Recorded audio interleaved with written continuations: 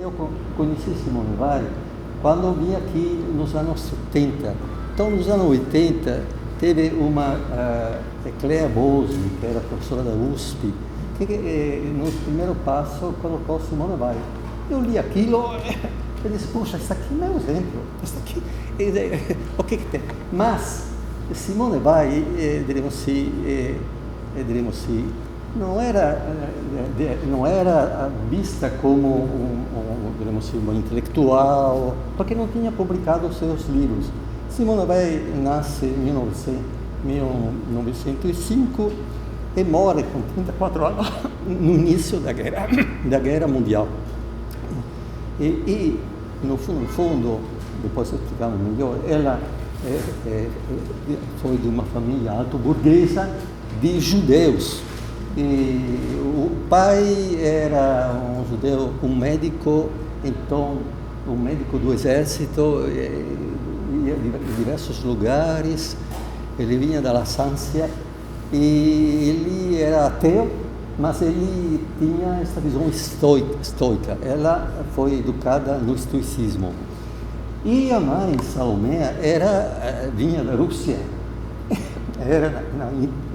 Tinha um domínio das literaturas e tinha dois filhos, e fez com que eles tivessem uma grande cultura. Os judeus, que sempre foram perseguidos na Rússia, etc., é claro, uma forma para eles, tentar de defender-se era a cultura. Então, dessa cultura, então ela cresceu, desta forma. Inclusive a mãe tocava piano, etc. Agora, Simone Weil, vamos começar. O irmão André se torna um grande matemático, um gênio, que depois vai acabar sendo professor nas universidades americanas, né? E ela foi uma das primeiras a entrar para fazer o concurso de professora do liceu. Lá na Itália, nesta época aqui, o liceu, também quando eu fiz o liceu clássico, era quase uma universidade. Você ia depois do liceu preparar-te para entrar na universidade, mas você tinha uma cultura humanista profunda, geral, né? E ela entrou, então, para preparar-se a ser professora, e teve um grande mestre que se chamava Augusto Sartier, que preparava os alunos, né, para fazer o concurso, para entrar. Ele era uma coisa extraordinária, tanto é verdade que depois muitos grandes, não filósofos, mas escritores, etc., se lembram dele. E a forma de fazer filosofia dele era uma forma completamente, não acadêmica.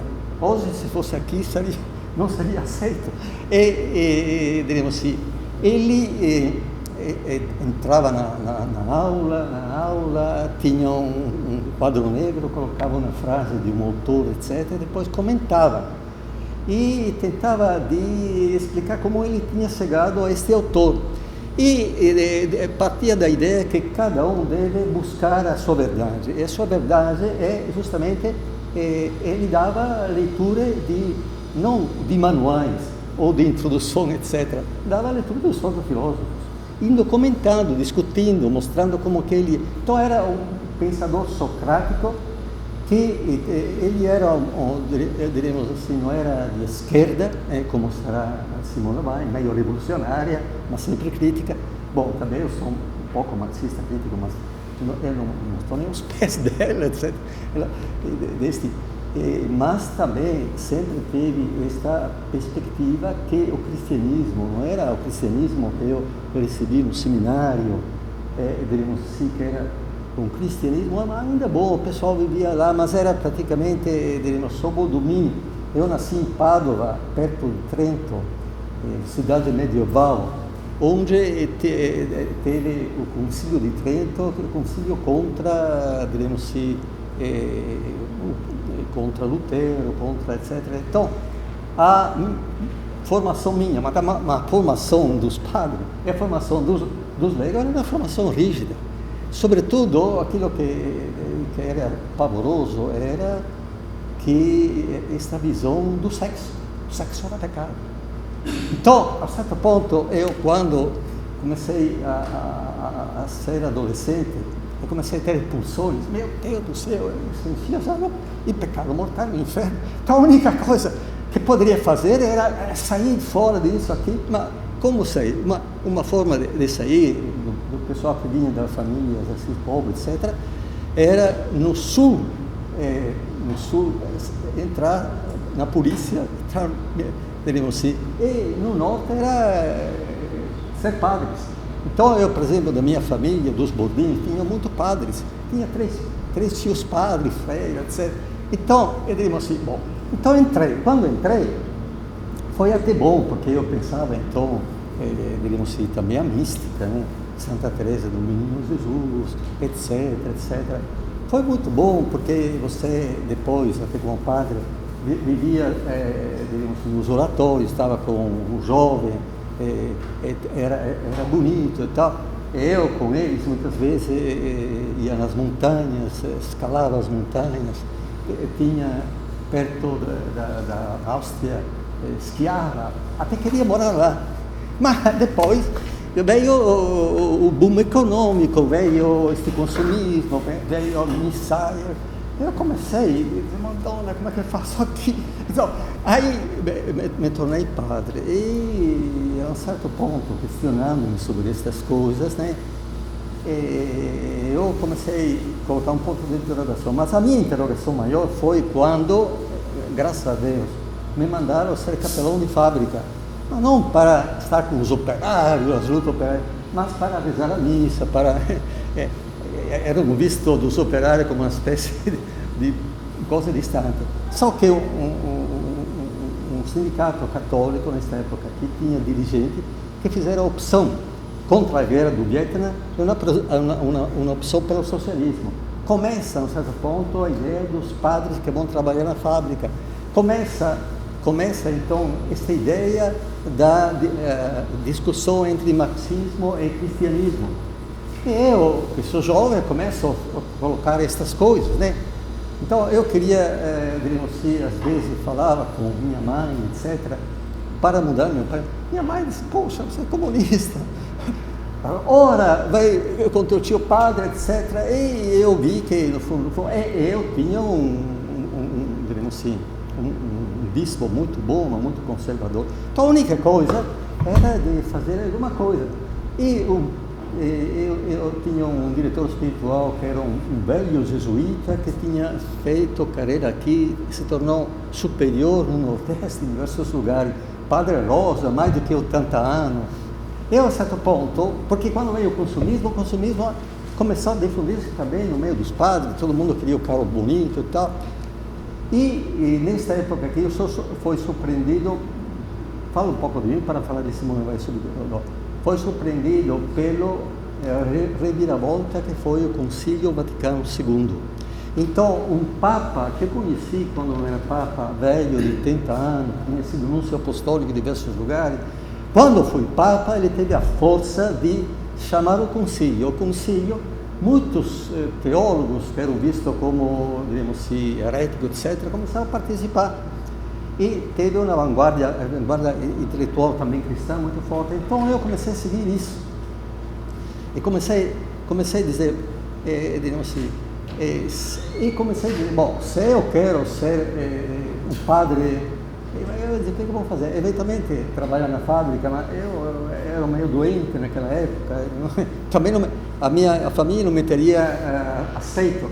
Então ele me disse, o que você está fazendo aqui? Os padres querem com carro novo, não querem ser pobres, e assim, não querem aceitar o concílio.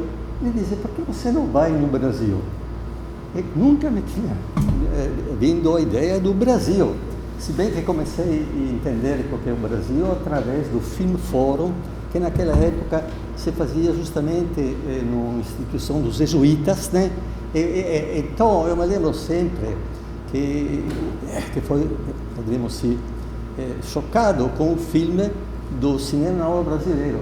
Me lembro sempre um filme de Rui Guerra, onde um banco é preto, onde a um certo ponto, diremos assim, você vê no Nordeste, aquela seca, etc., um pobre homem que tem um menino quase morrendo, que vai num barzinho, coloca lá, pega a cachaça e toma.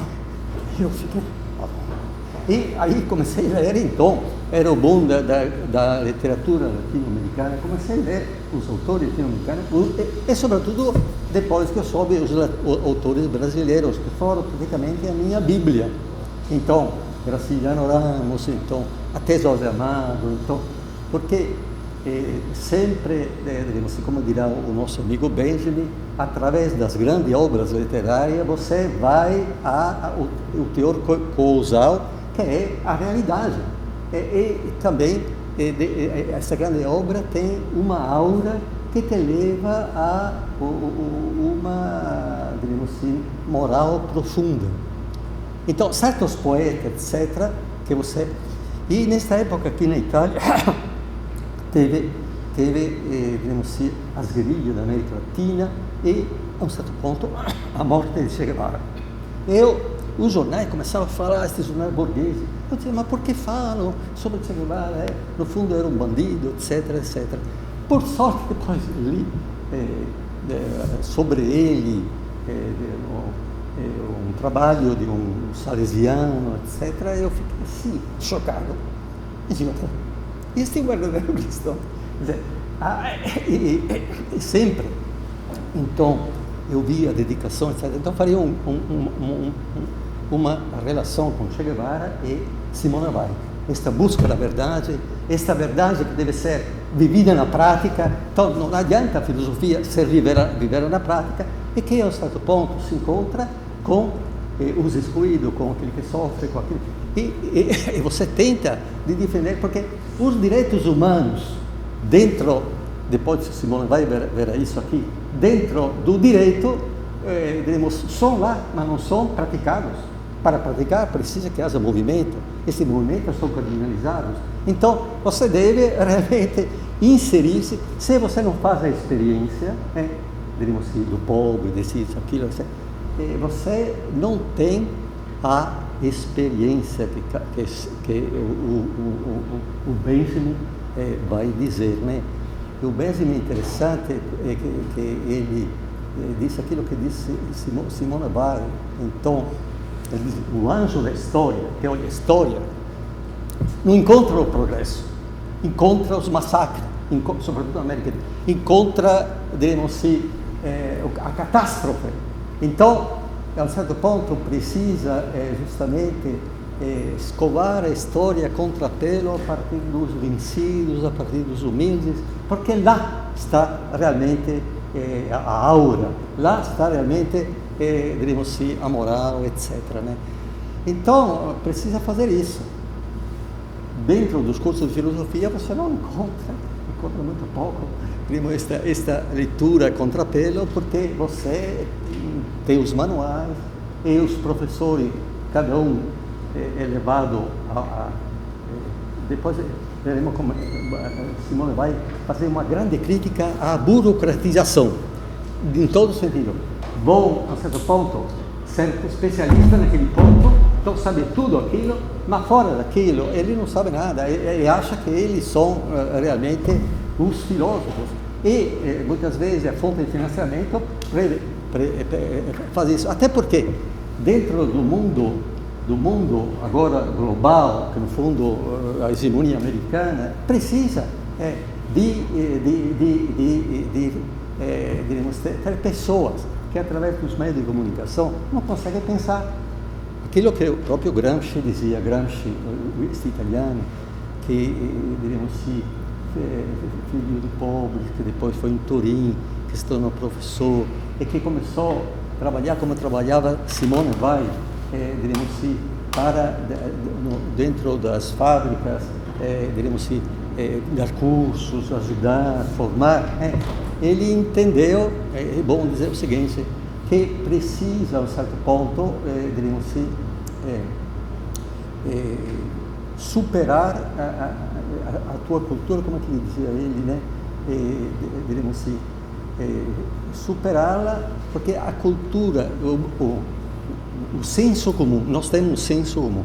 O senso comum é o senso que nos é injetado, dentro de uma escola defasada, dentro da cultura mediática, e não reflete, diremos assim, a vida, o sofrimento daqueles que são espezinhados, que sofrem, que estão lutando.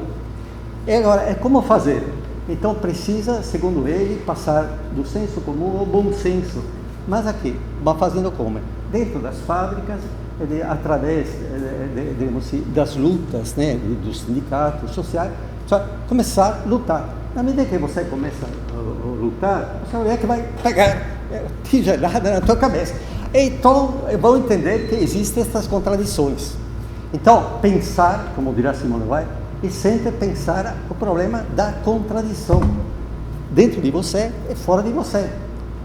Dentro de você, você pode pensar que um atalho pode ser também a psicanálise, mas eu não gostava muito de psicanálise, porque a psicanálise não te coloca depois a outra coisa, a realidade como que ela é. Então, precisa justamente do senso comum ao bom senso, e para formar um grande partido que seja, que ligue o povo, a nação, para mudar. Claro que também Gramsci, como todo mundo, e como eu, até pouco tempo atrás, era um marxista crítico, mas um pouco, digamos assim, idealista, porque na verdade não acontece isso, acontece o contrário. Então, diremos assim, mas é aí que você deve ir. Bom, dito isso aqui, eu começo com Simone Weil. Então, quando eu li, quando eu vi aqui, em plena ditadura militar. Então, foi na Baixada Fluminense. Tinha padres muito bons que faziam dinâmica de grupo, faziam, como chama, leitura do Evangelho, mas ele não era o politizado. Eu disse, olha, você me deixa a mim de estar com os politizados. Eu conheci, então, famílias que eram famílias marxistas. Comecei a conhecer jovens que eram presos e torturados. Comecei a conhecer alguns jovens que tentavam entrar através das igrejas, etc., para um grupo de médicos para justamente poder depois conscientizar algumas pessoas, né? Então eu encontrei isso aqui em Gramacho, na Baixada Fluminense, e depois me transferi para Nova Iguaçu. Aí encontrei a Ala Vermelha. Eu dizia, vocês que são a verdadeira igreja aqui, eu fico com este grupo de beatos, que são muito bons, etc., abraços, mas você que devia ir na frente e fazer com que os jovens, né? Mas claro, dentro dos meus limites, com toda uma série de restrições. Tive a sorte de conhecer um nordestino, como chama, Davi Capistrano, que o pai dele era um militar, como militar era do Partido Comunista, que tinha lutado na Itália contra Hitler. Quando ele chegou aqui, então, ele passou a ser uma célula comunista da alta cúpula, né? E ele devia fugir, né? Depois, porque senão matavam ele. Quando, depois de muito tempo, tentou voltar do Uruguai, ele foi morto, porque tinha a polícia secreta, etc. Todas essas coisas. Me lembro de Marilea, que era uma militante também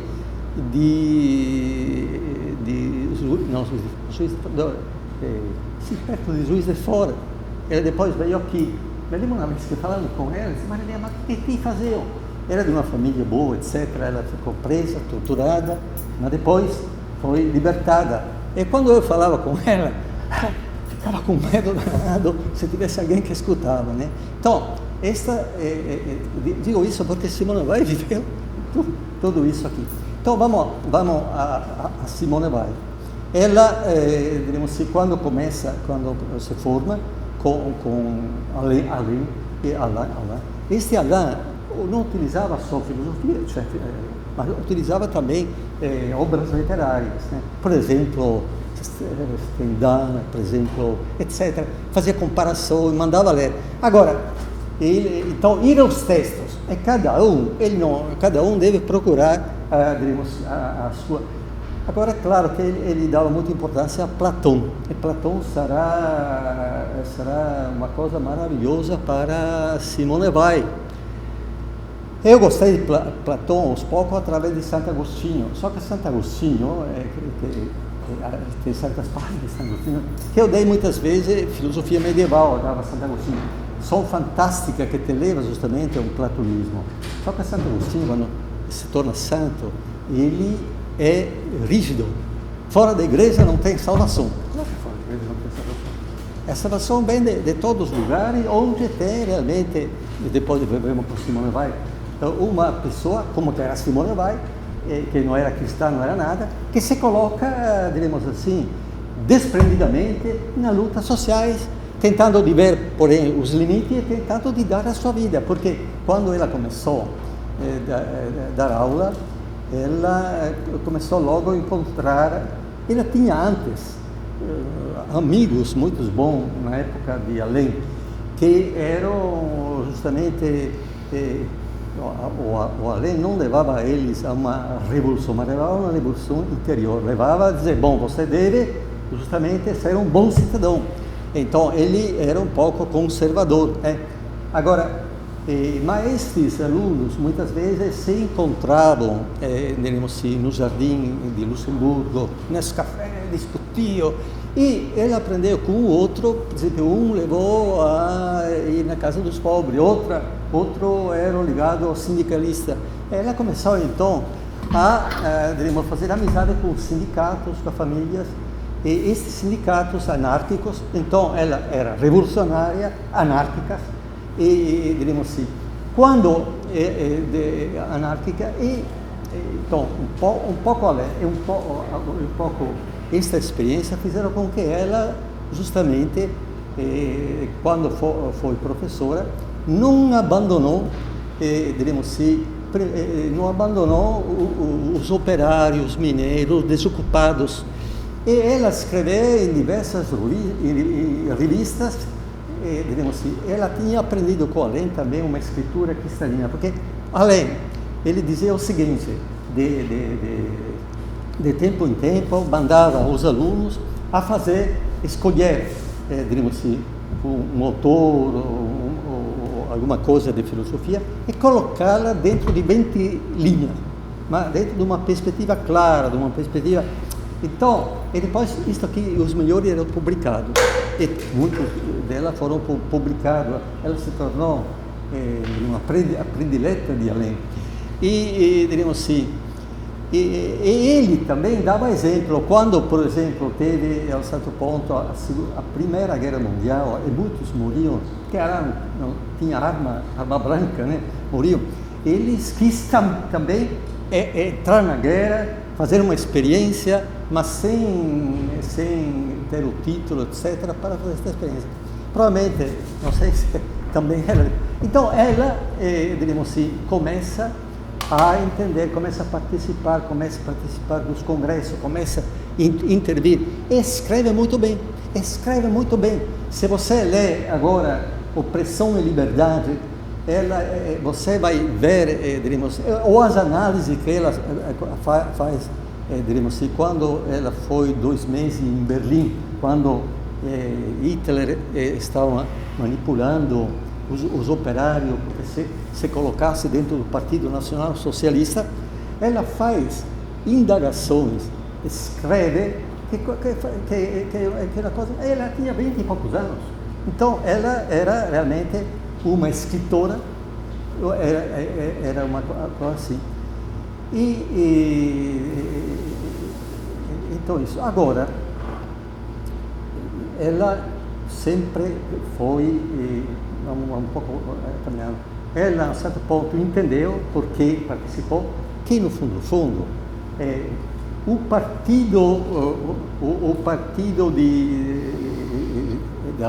como chama, comunista da União Soviética, depois do Soviet, digamos assim, a certo ponto ficava um partido que praticamente controlava o sindicato, que praticamente criava não a liberdade dos operários, mas na ditadura dentro dos operários. Começa a ver que quando veio o nazismo, o Partido Comunista alemão, que era um grande partido, não se colocou contra Hitler. Então ela começa a ver que os partidos não são realmente partidos que você pode confiar. Em geral, quando um entra do partido, mas ela foi educada de uma forma um pouco rígida, espartana, não se vestia muito bem, era mais parecida a um jovem, fumava muito, discutia, era arrogante, às vezes. Tudo aquilo que ela tinha, isso aqui é uma comparação com Che Guevara, ela te dizia na cara. Se você vê a viagem de motocicleta do Che Guevara, quando se ponto hospedado em um dado ponto de um cara, em um certo ponto o cara disse, bem, eu escrevi isso, etc. O que você acha? Ele deu uma paulada, etc. Agora, outra coisa muito interessante que me impressionou no Che Guevara, mas que Simone Weil diz isso aqui, que quando ele foi, ela gostava de viagem, mas não fazia viagem por turismo, ela fazia viagem para conhecer, para ver, discutir e para ver, sobretudo, o sofrimento das pessoas, sobretudo o mais humilde. E Che Guevara, naquela belíssima viagem, vocês viram esse filme? Ele, a certo ponto, encontra dois mineiros, né, que fugiram, que tinham feito uma greve, eram ameaçados de morte, no meio do inverno, é muito frio. Aí ele pergunta, e depois é que são tremendo, pega a japona, dá ele escreve, que ele escrevia sempre, como a Simone vai quando vai na fábrica, ela escreve tudo. Ele escreve, e a um certo ponto ele disse que eu senti abraçando um abraço fraterno, então era viver a fraternidade. E Simone Weil sempre entendeu que não é a religião, isso, aquilo, etc., mas é viver a fraternidade e a humanidade. Quando você vive isso, você realmente está com Deus. Deus se dá missões. Então, bom, um pouco isso, Simone Weil.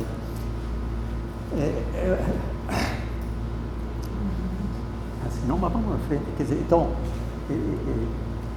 na medida que ela vê isso aqui, ela vê justamente que ela não pode mais, começa então a entender que a revolução era um mito, porque que a revolução fazer a revolução que leva justamente à guerra de Troia. Um dos artigos mais bonitos que ela escreveu, porque eu faço um retrocesso, ela a um certo ponto é professora de literatura, é professora de arte, é professora de grego, ela sabia bem o grego. Ela passa pelos autores gregos, sobretudo os estoicos, Platão visto como o místico, porque no fundo ele não te leva a Deus, mas te leva ao bem, te leva ao bem, o bem, etc. Então o sagrado é o bem, mas também o bem do outro, como ele encontrará no hinduísmo e também, mas sobretudo no budismo, né? Nos últimos anos da sua vida, né? Então, diremos assim, ela, aos poucos, então, ela vê que a revolução dentro era um mito. Eu também fiquei com grande dificuldade de entender isso aqui, eu achava, etc. Se bem que eu dei aqui sempre esta matéria, porque na Itália, quando a um certo ponto eu vi que não sabia nada, que não tinha estudado realmente. Aliás, o liceu foi muito bom, mas tinha um grande professor de grego, um grande professor de latino, mas, diremos assim, não tinha uma visão crítica da realidade. E eu despertei do sono, diremos assim, quando a escola de Frankfurt se tornou famosa, sobretudo por mérito de Marcuse, porque quando eles começaram a escrever esse escrito, que só é difícil, um pouco duro, eles depois foram obrigados a fugir da Alemanha. e fugindo da Alemanha eles foram na Universidade dos Estados Unidos. E aí Marcuse foi um que começou a escrever Erocivilização, que nascia a sociedade do consumo. Ele vai ver como através do zero te leva ao consumo, né? E antes do tempo, e sobretudo o homem é uma dimensão. O homem é uma dimensão, ele fazia uma crítica tremenda ao homem que no fundo perde todos os valores, perde a sua sensibilidade para ser um consumista. Então ninguém é melhor do que ele. Então eu era assim imbecilizado que eu fui na livraria, peguei o livro de Marcuse, eu voltei, comecei a ler, não entendia nada, voltei a restituir. Depois comecei tipo... E aí quando eu vim aqui no Brasil, a primeira coisa era justamente entrar. Bom, por que eu entrei na universidade? Entrei na universidade porque, diremos assim, me apaixonei de uma moça. E a um certo ponto disse, como é que eu faço agora? Você fala para a igreja, me manda embora, o que eu vou fazer? Então, primeiramente, devo estudar. Aí, graças a Deus que encontrei o Linto, etc., vim aqui. E a minha tese de mestrado foi Heidegger e Adorno. Heidegger contra Adorno. E foi uma graça de Deus, porque o Linto tinha ido estudar e Heidegger era famoso. Agora, Heidegger, a coisa principal, que tem a ver também com Simone Weil, diz o seguinte, que no fundo, o ser aí no mundo é um ser que vai para a morte. Então não te dá uma ideia da felicidade, tendo isso, te dá ideia, realmente, até os existencialistas colocam isso, então precisa passar pelo existencialismo, precisa passar por Heidegger. Mas Heidegger vai um pouco mais na frente, porque Heidegger, a um certo ponto, ele não diz, mas ele tinha lido, como chama, o Eckhart. O Eckhart é o grande místico que fala justamente que Deus é tudo, não somos nada. O que sou eu? Sou um nada. Agora, eu sou tudo na medida em que me abro à fraternidade, me abro ao sentido de Deus. Mas é um Deus que faz milagre para mim, ou que te promete prosperidade. Este Deus, que tanto dentro da igreja católica, né, que são beatices, né? Então, beatices de padres que no fundo são ligados ao clero, que sempre foi ligado aos senhores, né? Inclusive, que durante a época da escravidão, não entenderam a escravidão. Como é que a igreja católica, Simone Weil coloca muito bem isso. Então, como é que você tem uma igreja que, a certo ponto, aceita os escravos?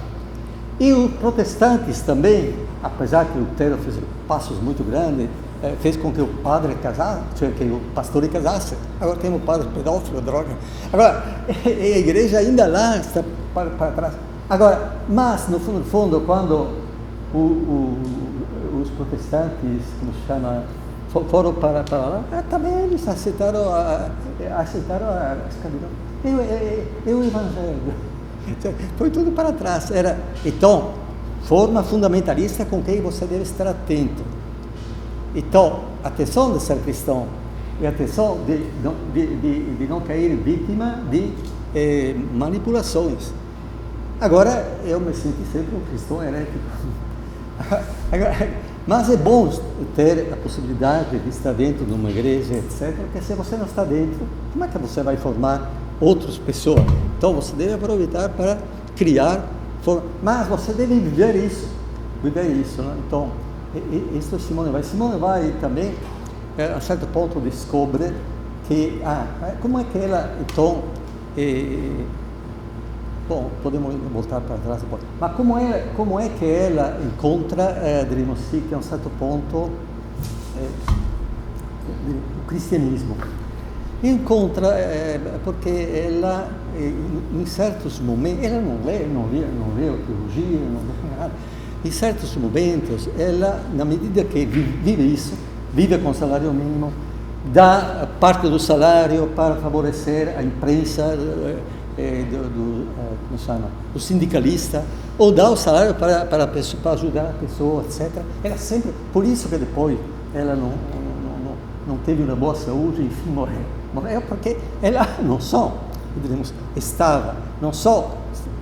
fazia porque ela ficou também 8 meses vivendo operária. E nesta vida operária, ela vê que no fundo foi marcada da escravidão. Ela vê que, sendo operário, você perde o sentido de luta, e que você fica dócil, e que você... Mas ela entendeu muitas coisas, entende. Agora, ela fez um passeio para a Espanha, os pais, e aí, a certo ponto, no Portugal, ela viu uma procissão. Nessa procissão, ela viu, digamos assim, que tinha uma procissão que os cantos eram cantos de lamentação, era perto onde tinha pescadores, e para o pessoal que tinha morrido. Ela, então, tem a ideia que o verdadeiro cristianismo é, digamos assim, dos escravos, que sentem que vive resgate. Segunda coisa, ela foi para a Itália. A Itália, ela se encantou, aliás, ela sempre se encantou com as belezas, né? Então ela via como digamos assim, dentro do estoicismo. Eu nunca dei importância muito ao estoicismo, porque nós fazemos filosofia antiga, depois fica filosofia mesmo. Às vezes você perde as raízes, que é a raiz mais profunda. Então, ela se apaixona de Marco Aurélio, que era imperador, mas com equanimidade, dentro da perspectiva, onde se dá a Deus, se dá dentro da natureza, né? Digamos assim, na beleza das pessoas. Deus está lá, é o reflexo de Deus. Agora, digamos assim, e ela, a certo ponto, se encanta com a Itália, as montanhas, mas ela vai também a Assis. E Assis, ela sempre tinha gostado de Francisco de Assis. Eu nasci em Pádua, onde tem uma basílica muito grande, tem pinturas também de Giotto, de Francisco de Assis, e Giotto pintou depois também em Assis.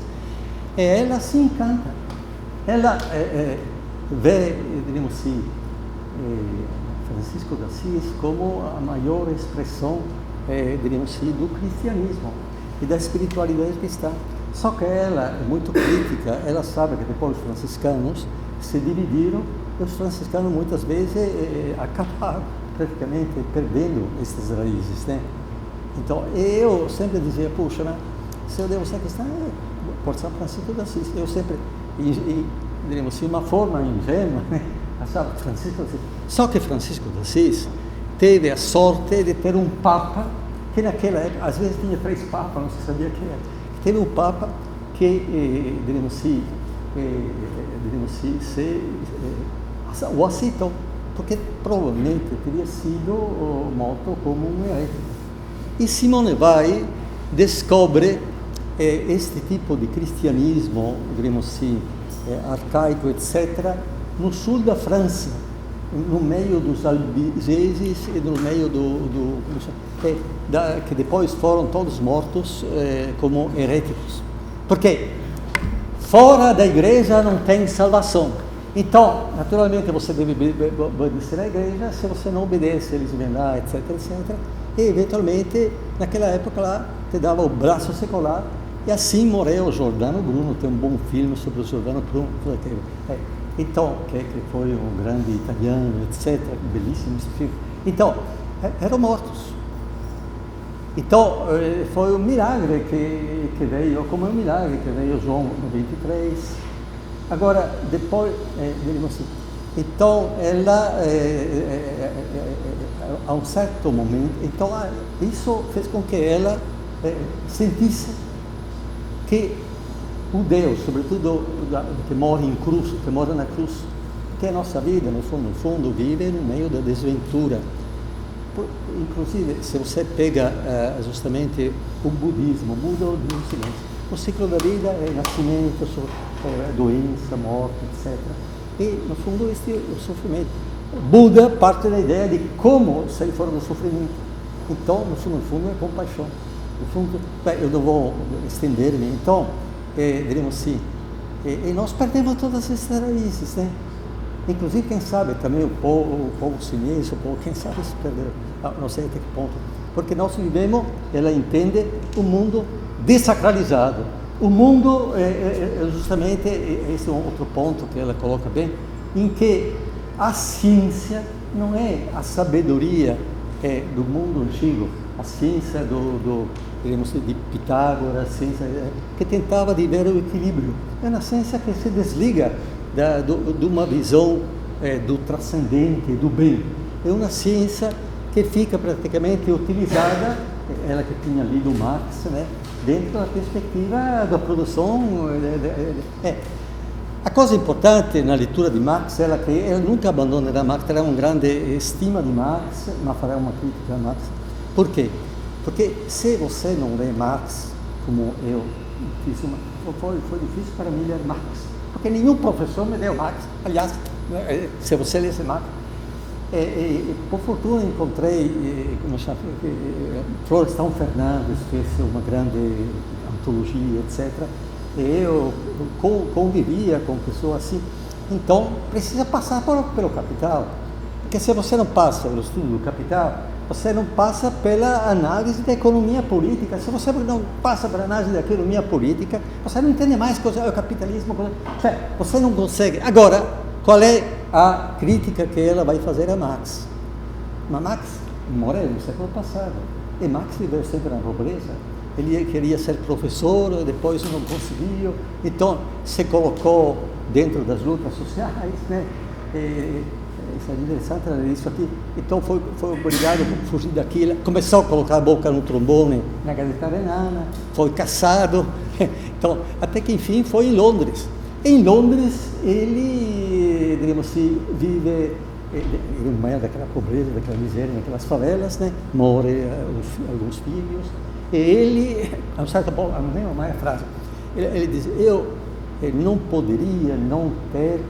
Aí ele estuda os economistas clássicos, Adam Smith e Ricardo, para fazer uma crítica, para mostrar que no fundo, na relação, digamos assim, dono e empregado, o dono e o empregado, tem sempre uma coisa que se chama mais-valia, que não te paga pelo fruto do teu trabalho, te paga só para você viver e sobreviver, o resto vai no bolso deles, como agora vai no bolso dos políticos, no bolso, né?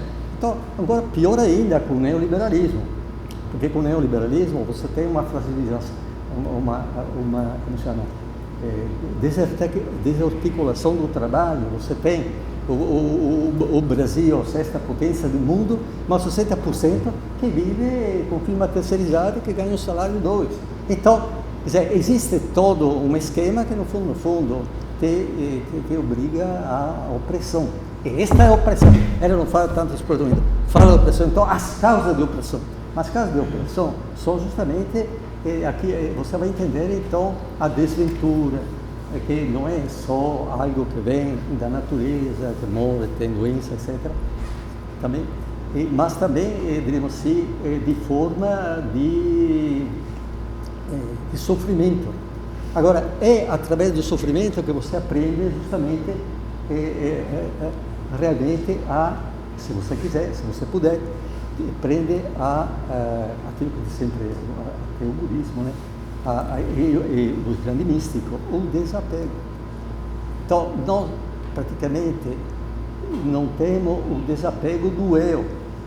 Então, na medida que o budista diz o seguinte, dizer, existe a impermanência, existe a insustentabilidade, então tudo aquilo que passa eu, passa você, então eu devo realmente entender-me dentro dos outros. A melhor coisa é a compaixão, mas esta é a compaixão das parábolas do Evangelho. Esta é a compaixão que você vê no filho pródigo. Então, sem passar pela teologia, que é até interessante, você não deve perder esta espiritualidade da humanidade que te leva justamente ao sagrado. O que é o sagrado para Simone Weil? E tem este sentido de indignação.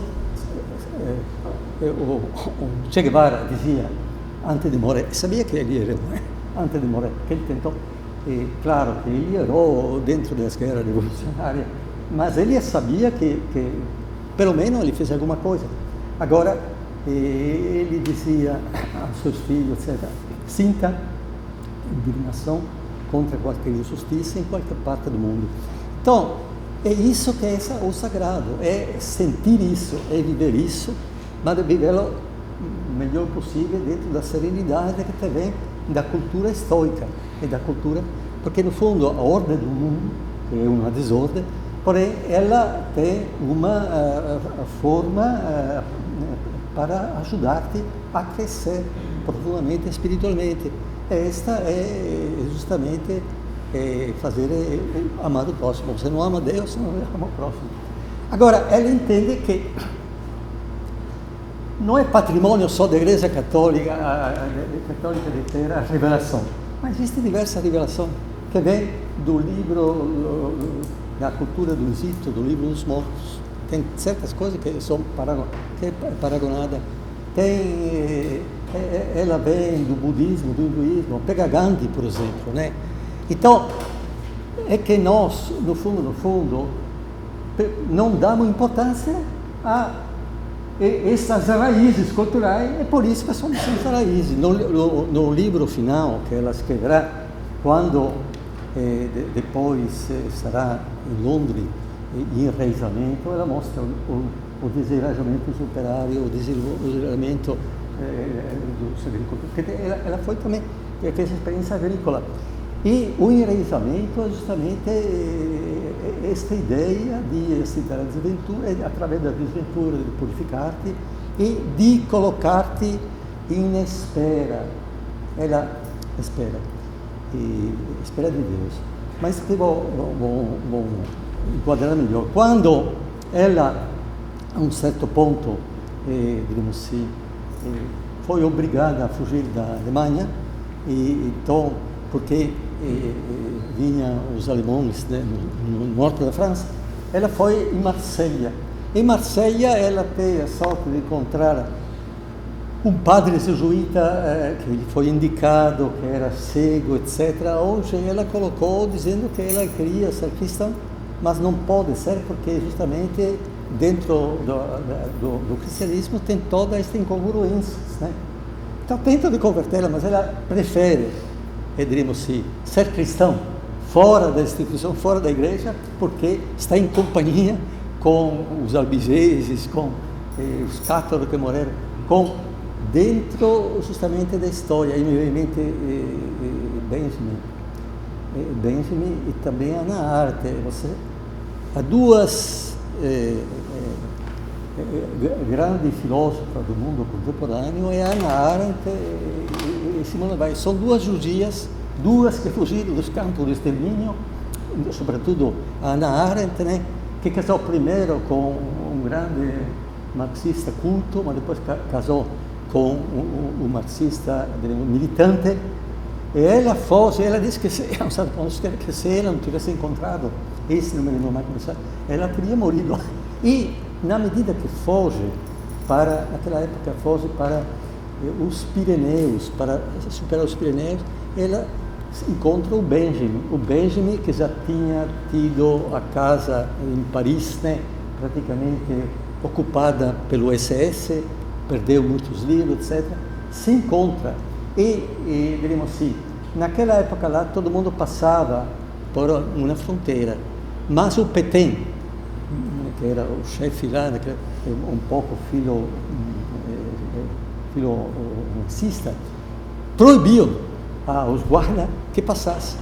O Benjamin, então foi bloqueado lá. O Benjamin, que estava muito doente, mal de coração, a um certo ponto ele tinha um veneno, ele morreu, cioè se suicidou.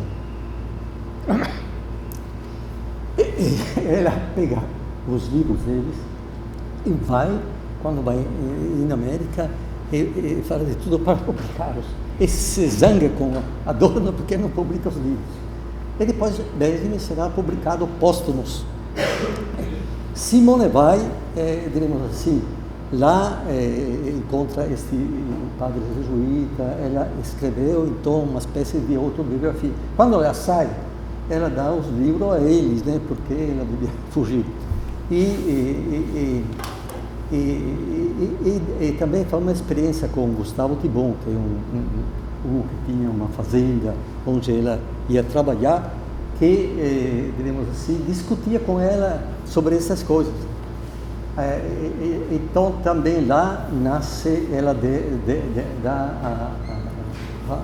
antes de partir, à espera de Deus. Então Deus, você não pode conhecê-lo, Deus vem a você na medida em que você vive esta vida, na medida em que você se desposa da sua, na medida em que você fica lá atento, porque menos que espera, Deus se revela dentro de você, dentro de uma forma mística, tipo Eckhart, né?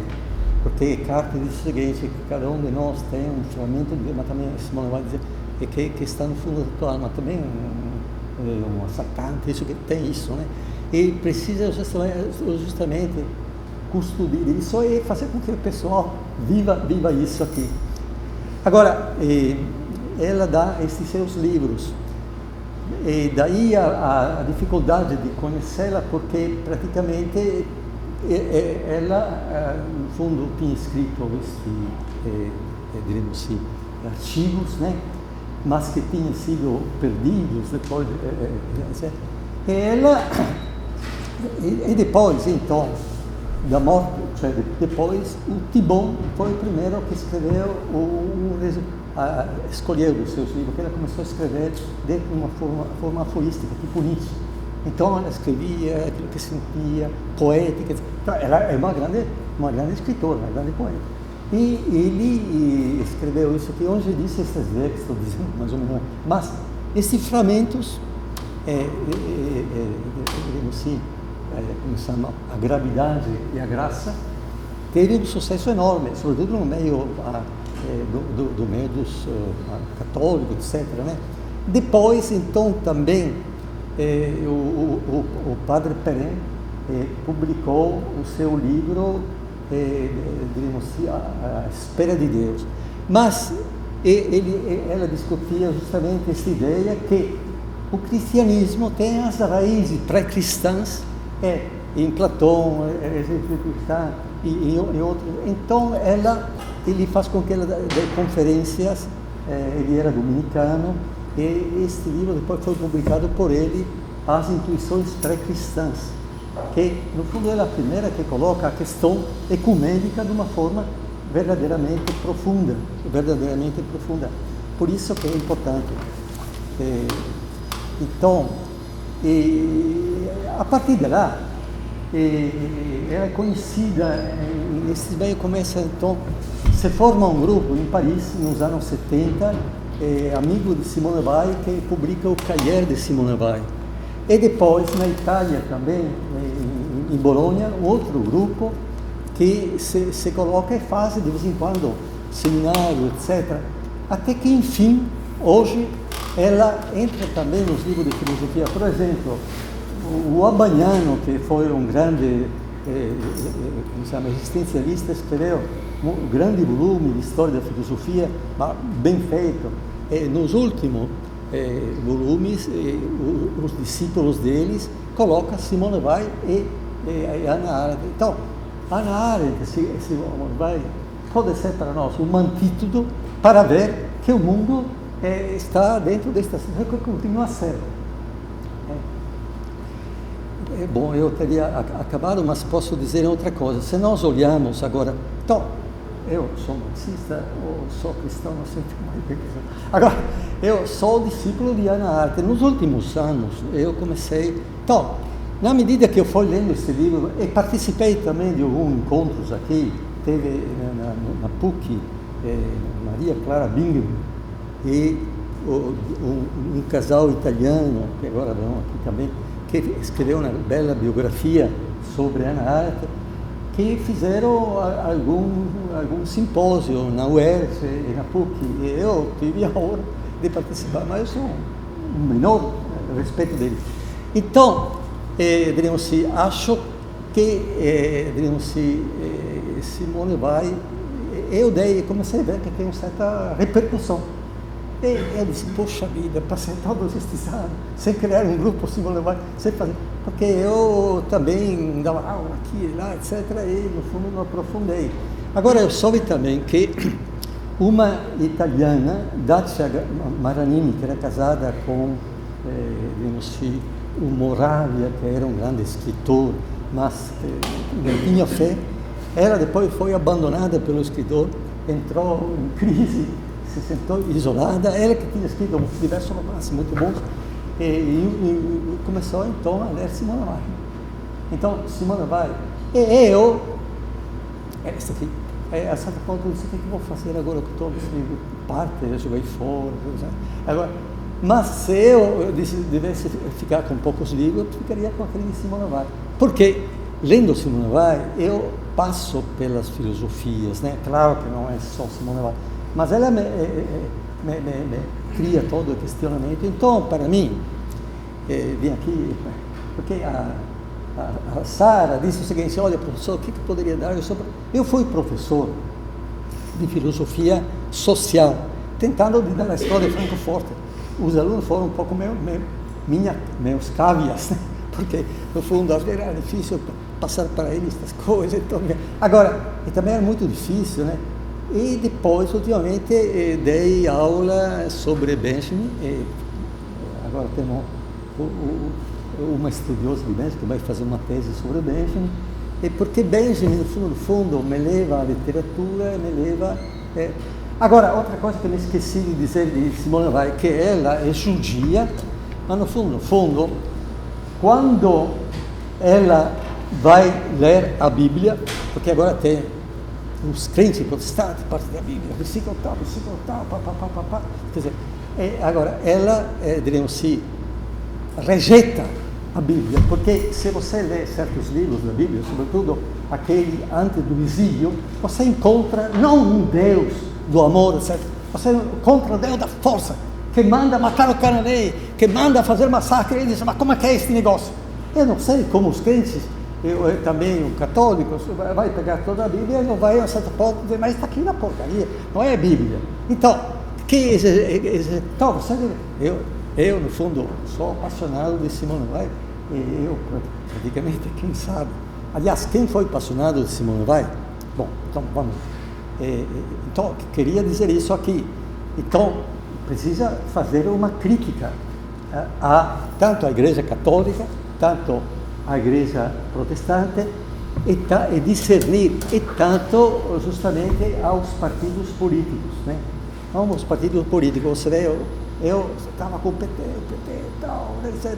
Vamos chegar lá. A certo ponto, o PT, na medida que ele quer ter a governabilidade, deve compor-se com os outros. Então, você vê, até com o Maluf, que pegou na botija, que agora foi condenado, mas quando ele foi, diríamos assim, na Suíça, etc., teve, diríamos assim, um jornalista, investigador, que tem até este livro, que mostrou que ele, aí foram presos pela polícia. Depois, claro, e agora vem Maluf, como o Lula quer que Haddad seja, digamos, governador, ele vai abraçar Maluf. Então, a certo ponto, você vê que aquilo que Simone Weil dizia naquela época, que os partidos são isso. Então, os partidos são isso. Então, seriam os movimentos, mas os movimentos, por exemplo, a CUT, que era justamente, diremos, eu me lembro Lula, quando a primeira vez, diremos, durante a época de ditadura, ele era cercado, de uma greve, cercado de tanque, vem aqui tanque, mas nós estaremos aqui. Depois foi preso, depois foi liberado, mas este Lula se tornou Lulina Paz Amor, que no fundo, precisa entender o que é o lulismo, e no fundo, é que partido sustenta. Então, eu vi que também eu entrei neste furo. E o que eu me tinha esquecido, o que ela vê em Marx? De que Marx, mas ele morreu antes, mas sobretudo Lenin, Trotsky, não entenderam que no fundo, são as burocracias, tanto ao nível do Estado, tanto ao nível, que praticamente comandam. E estas burocracias jogam o interesse delas. Então, alguma coisa elas fazem. Então, não existe realmente a democracia. Então, precisa passar por Marx, mas também ver os limites de Marx. O limite daquele que, a certo ponto, sem ter critérios. Então, eu me sinto um marxista crítico, mas não sei mais se sou marxista. Agora, precisa passar pelo marxismo, mas precisa passar por Platão, precisa passar por hinduísmo de Gandhi, precisa passar pelo estudo profundo do budismo, mas é claro, com um pouco de discernimento. Mas onde você faz essa coisa? Na escola não. Quantos os professores fazem? Então, precisa que haja pequenos grupos que façam isso, que se articule, que a um certo ponto semene isso, né? Na verdade. Agora, é claro, eu sempre me dei bem com os professores, porque você não deve, cada um tem os seus limites, cada um te dá as suas coisas, então você não pode pretender. É muito bom que tenha. Então, acho que eu disse quase tudo. O que posso dizer para... então, ela foi conhecida tarde. Quando ela morreu, teve somente, última coisa, teve somente 8 pessoas que estavam lá. E morreu praticamente, tuberculosa. Porque, no fundo, comia pouco, não se alimentava. Então, no fundo, sua morte foi isso aqui. Agora, diremos assim, bom, esqueci, vou dizer mais tarde. Então, foram publicados depois 16 volumes. Então, foi publicado este livro que eu falei. Foi publicado também o livro A Condição Operária, onde escreve estas coisas aqui. E foram publicados porque ela teve a sorte que foram publicados um por Albert Camus. Albert Camus, que era um grande literato, fez uma época, etc. Ele que pegou o livro em enraizamento. Ele que o publicou. Agora, como é que nasce este livro? Porque, me esqueci, ela, quando da França vai para os Estados Unidos, onde o irmão a hospedava, lá ela encontra outras pessoas, vai seguir nas igrejas onde os negros cantam naquela coisa. Ela se comove com isso, etc. Ela se sente um pouco negra também. Ela pediu de continuar a lutar com o movimento França Livre, diremos assim, ligado ao general de Gaulle, que depois ele liberará a França, e que tinha alguns amigos dela, entre os quais Maurício Schumann, que tinha estudado com ela, para ela estar dentro deste movimento. Então, ela vai em Londres já colocam a dizer, olha, você vai ler todos os projetos para uma outra civilização, você vai analisar, vai comentar. Ela escreve o Enraizamento. Este é um livro magnífico, foi traduzido pela EDUSP, que é uma editora de Freira, como outro livro, As Causas da Opressão, que é onde ela escreve sobre Marx. Você lê aquilo, depois tem justamente as aulas que ela dava uma discípula. Se você vai lá, aquilo que fala sobre Marx é pertinente. E o Albert Camus se apaixona dela, se considera namorado póstumo. Tinha ela um retrato, e quando pegou o prêmio Nobel, ele foi na casa dos velhos, onde ele se arrolhou a orar. Então, é isso que me tinha esquecido. Então, ele publicou. Agora, ela teve sorte, porque na Itália, Franco Fortini, nós tínhamos um grande partido comunista italiano, agora não é mais aquele, que era um partido de Gramsci, Togliatti, etc., um partido que saiu fora da... ela foi traduzido estes livros, aí começaram a ler, eles começaram a participar disso aqui. A última coisa que tinha interessante saber, que quando ela vai na Alemanha, em Berlim, ela recebe a incumbência de encontrar o filho de Trotsky, junto com Lenin, Marx, são os grandes, digamos assim, marxistas que escreveram muito. Trotsky anarquista, né? E que depois, quando veio Stalin, né, ele foi obrigado a fugir, e depois irá fugir, diremos assim, no México, e lá será morto. Agora, ela vai encontrar em um bar o Sedov Trotsky, ela tinha pessoa ligada, né, a esse movimento anarquista, e então ele dá todos os documentos para fazer a quarta internacional, que é aquele Trotsky. E ela pega uma valisa, porque ela se coloca,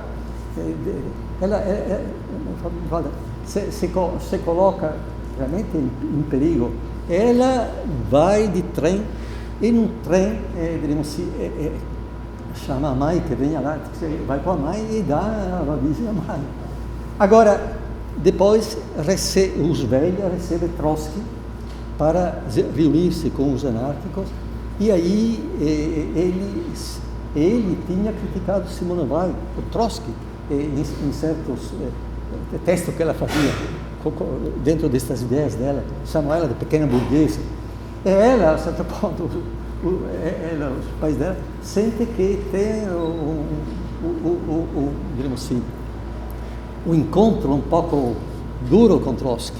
Aí sente que então, ela não era mas me esqueci de dizer outra coisa, que quando era professora, então ela dava aula grátis, sempre deu aula grátis para curso primeiro uma universidade dos operários, depois curso para os mineiros, etc. Ela fazia 3 horas de trem para dar o marxismo ou outra coisa a 4 ou 5 operários, porque achava que realmente a classe operária deveria ter uma consciência, aquilo que Paulo Freire coloca muito bem. Então, Paulo Freire, eu lecionei também, no último tempo, na Faculdade de Educação.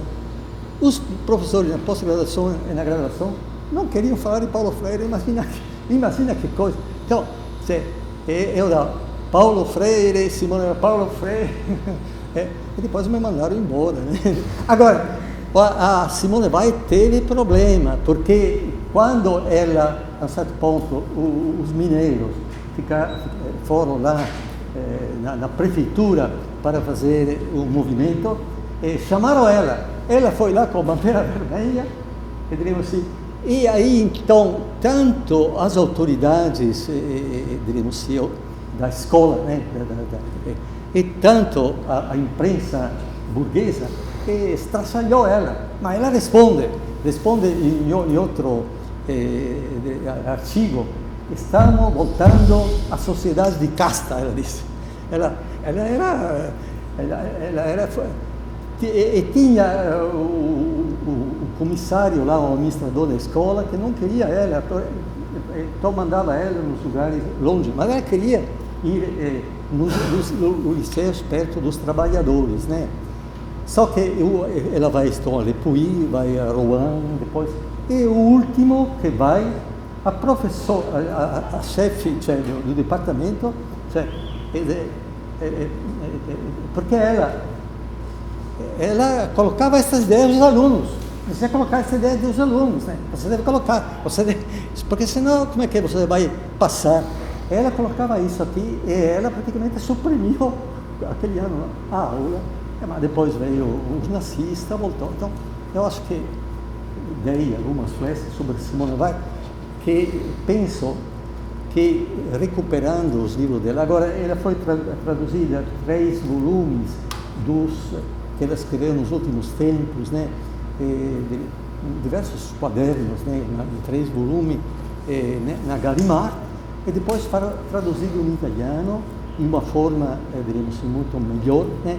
E estão espalhados no mundo. Então, hoje tem muita tese sobre ele, né? Então, eu acho que o mundo, assim, tenebroso, o mundo que, no fundo, nós vivemos praticamente dentro de um fascismo, de um nazismo disfarçado. Porque que são essas favelas, será que não cabe de concentração, ainda que tenha pacificação? No fundo, eu moro em Nova Iguaçu, sei que muitos do tráfico da droga, da arma, vão para aqueles lugares. E aí eu encontro que, como é que essa boca de fumo funciona? Funciona porque tem a polícia corrupta. Então tem sempre uma parte da polícia corrupta. Então, no fundo, é isto que existe, é isto que deve ser. Agora você deve fora você deve ter instrumentos para fazer pequenas obras de resistência. E quem pode fazer isso? Vocês que são jovens. Eu sou aposentado, meio cacareca. Agora, não tem mais. Agora, são vocês que devem fazer, são vocês que devem nascer, são vocês que devem ser uma futura Simone Weil, não digo tanto, né? Mas, ou eventualmente um Frei Beto, ou um Leonardo Boff, né? Porque tem sempre essas coisas. Bom, demorei muito, quase não. Então, acho que coloquei. É claro que precisa ler os grandes. Então, ela, dentro dos filósofos, gostava também de Kant, gostava Nietzsche ela não gostava muito, mas no fundo tem, ela, na medida que Nietzsche parte da tragédia e ela parte dos trágicos, ela queria, porque ela vem em discussão também com um diretor de fábrica, e ela quer então, escreve no jornal de fábrica e diz: o que eu vou fazer? Vou apresentar as trabalhadoras que sofrem muito, digamos assim, alguma tragédia. Então ela pega, como chama? Não letra, pega uma tragédia. Então, o mundo é trágico, a vida é trágica, nós devemos partir do trágico e nós devemos superá-lo. Agora, muitas vezes Nietzsche, no fundo, tem alguns traços de místico, mas no fundo, às vezes, com o super-homem, etc., ou a leitura de Nietzsche te leva a uma forma de fantasia. E outra coisa última é a ilusão. Nós vivemos de ilusões. Digamos assim, a verdadeira palavra que entra na cabeça, inclusive do meu filho, etc., é a palavra da televisão, as novelas, etc., etc., agora no internet. Ele não sai do internet. Agora ele quer ser rico, se identifica com o rico, não com os pobres. Não consegue entender as lutas sociais porque a escola não prega. Se você quer fazer isso dentro da escola, você pega na tijolada e vai embora, né? Eu, por exemplo, quando fui a dar aula no curso de filosofia da Federal, e também no curso de educação, comecei a ventilar essas ideias. Alguns alunos foram em cima do chefe lá. Só que, uma vez, o chefe lá do departamento era de esquerda mesmo. E outra vez era Muniz Sodré, que era também. Então, me salvaram. E eu, quando comecei a dar aula para depois fazer o meu curso no Colégio das Irmãs de História, eu comecei a dar História, digamos assim, a russa. Eu comecei, então, a mostrar como o russo sofria, como realmente era importante fazer isso. Depois, a certo ponto, me chama a madre superiora. Ela disse o seguinte: mas aqui um pai de uma aluna disse: mas quem é este gringo que fala mal, que fala essas coisas? Então, me mandaram embora também lá. Mas quando estava na Itália também, eu era professor das escolas públicas. E então, a certo ponto, na escola estatal, de fazer greve. Agora digo: bom, eu devo fazer greve, faço greve com o movimento operário. Então faço com o Partido Comunista. Fiz a greve com o Partido Comunista. O cara foi lá do meu bispo, e a certo ponto o vice-bispo me disse: mas o que você faz? Greve com o Partido Comunista? Poxa, mas nós trabalhamos com os operários. Por isso que saí fora de lá. Mas aqui eu tinha visto já no Brasil, em branco e preto, uma vez, uma entrevista de Dom Helder Câmara, que foi bispo aqui, que depois foi para Recife, que vivia como viver na sacristia, pegava o carro e colocou bem esta igreja dos pobres. Aliás, durante o Concílio Vaticano II, um grupo se reunia, o grupo das catacumbas, para colocar isso aqui.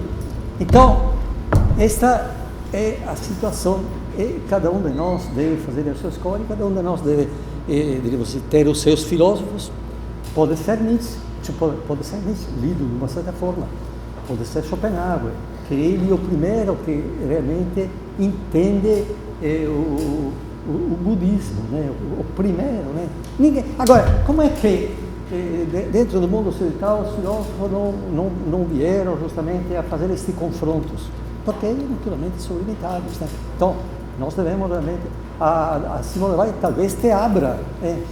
Agora, é claro, não vale nada disso se você não experimenta, se você não faz. Então, isso é a lição que dá. Bom, eu agora Vamos dar um pouco de uma pausa para depois, ou vamos começar a fazer o debate agora. Como você quiser. Você que tem algumas...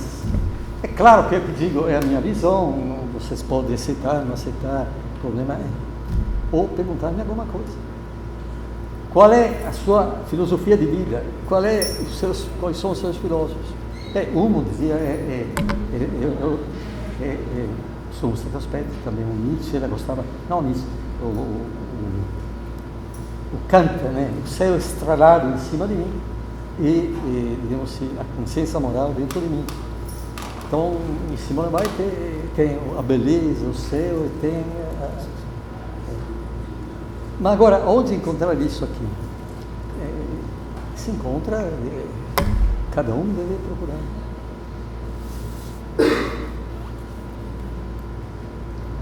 Você tem muitas dúvidas, fala dessas dúvidas. Fiquei curiosa de saber sobre essa ida dela para o sul da França.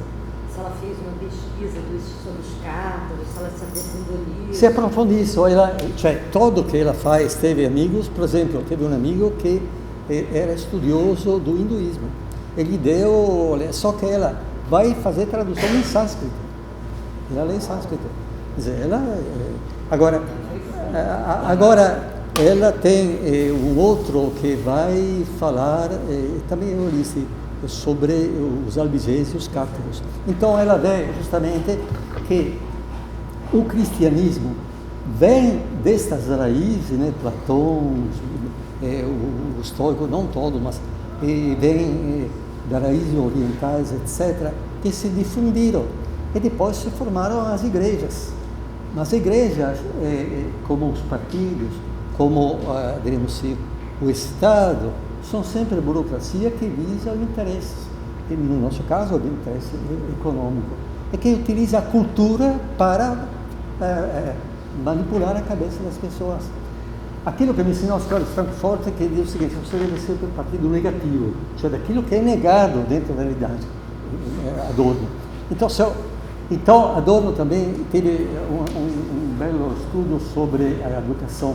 Então, fazer educação a partir de Auschwitz e ensinar para que Auschwitz não se repita. Auschwitz está aqui entre nós. Agora, que conhecimento você tem das favelas? Que conhecimento tem justamente desses povos? Que conhecimento? Ontem, por exemplo, eu encontrei, minha esposa, encontramos uma moça de 30 anos, 5 meninos, que vinha a pé para encontrar-se na prefeitura, não tinha comida, não tinha nada. E ela não sabia, e a certo ponto, então, disse, mas cadê a prefeitura aqui, lá, etc.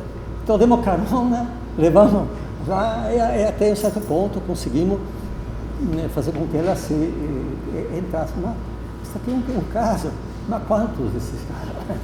Então, e precisa justamente fazer uma luta, uma dessas lutas, se fala em todo lugar.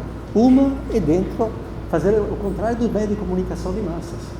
Os livros, o filme de Fellini, por exemplo, certo filme fantástico, né? Quer dizer, precisa ter um acervo disso aqui para dar aula, para discutir estas coisas, né? Então, uma filosofia sempre encarnada dentro da realidade, dentro da história, né? E cada um tem as suas especificidades, os seus dons, né? Ou, eventualmente, ver aqueles alunas que são mais preparados e estimulá-lo para que ele continue, né? A luta continua. Então, vocês são cristãos, são heréticos, não são heréticos, são manipulados pela cultura de massa, não são? Como sair disso?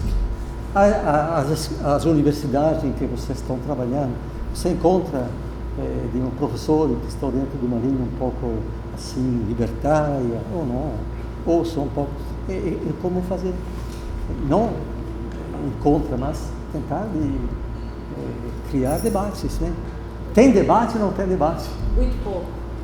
Então justamente... Muito pouco. Estava falando com um colega antes de vir para aqui para a sua exposição, que me incomoda muito, por exemplo, de estar numa escola do pensamento que não discute aqueles pobres aqui na praça, que a gente pisa na cama deles na hora que vai entrar, você, né? Eles estão dormindo ali, ou se drogando, muitas crianças abandonadas, enfim.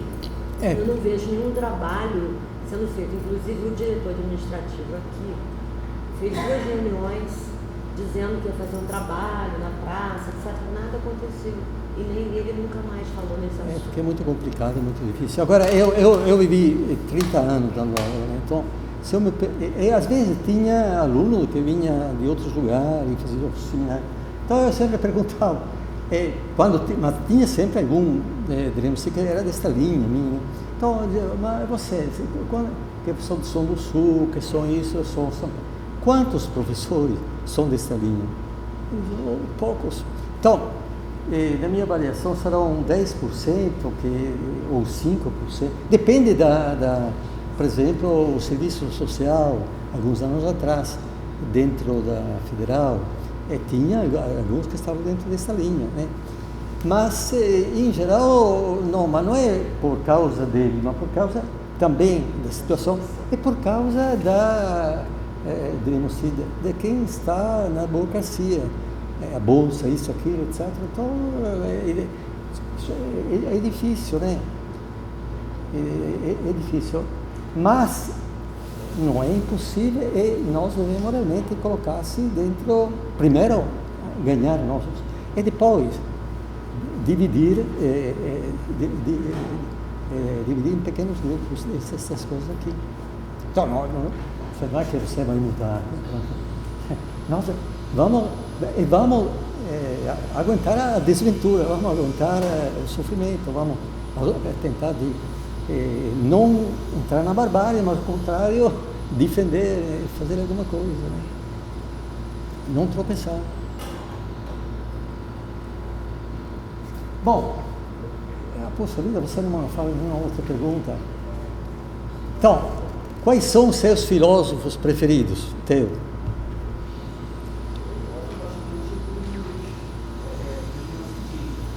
O renascentismo.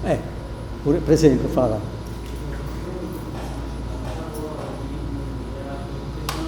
Não, fala alto.